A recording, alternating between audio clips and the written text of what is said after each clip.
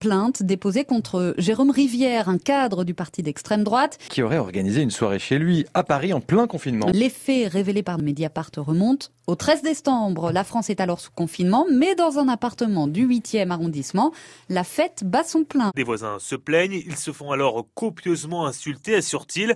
À l'arrivée de la police, la musique se coupe avant de reprendre dès que les agents font mine de repartir.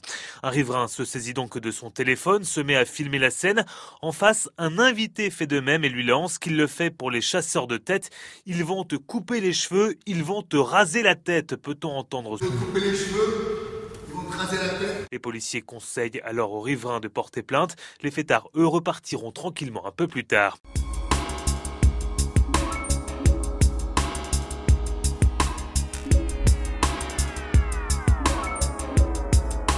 Emmanuel Macron est positif au coronavirus. Conséquence, les équipes de l'Elysée doivent retracer un par un les cas contacts du président de la République. Hier soir à l'Elysée, autour d'Emmanuel Macron, ils étaient en plein couvre-feu, plus de 6 à table. Je sens que vous vouliez réagir à quoi? À l'agenda, au dîner de... Non, enfin, le dîner clandestin, finalement. Non. Quelque sorte. Dîner de travail. Non, mais je le fais avec un petit peu d'humour. Ça ne ressemblait pas à un dîner critique et essentiel. Ça aurait sans doute pu se passer par visioconférence, de parler avec les représentants de sa majorité. Ce dîner, je ne sais pas s'il était professionnel, parce qu'il n'était pas à l'agenda. Oui. Le président de la République dépasse sa jauge. Le couvre-feu n'est pas respecté. Le couvre-feu n'est pas respecté. Ce dîner qui ne respecte pas le protocole sanitaire, puisque la jauge n'est pas respectée, le couvre-feu non plus. Je ne vois pas les raisons pour lesquelles, si le président de la République considère que les Français ne peuvent pas avoir de dîner, il y aurait une exonération du président de la République de la règle qu'il a lui-même fixée. Le président de la République donne des leçons, ne montre pas l'exemple finalement. Avec Emmanuel Macron, c'est faites ce que je dis, pas ce que je fais.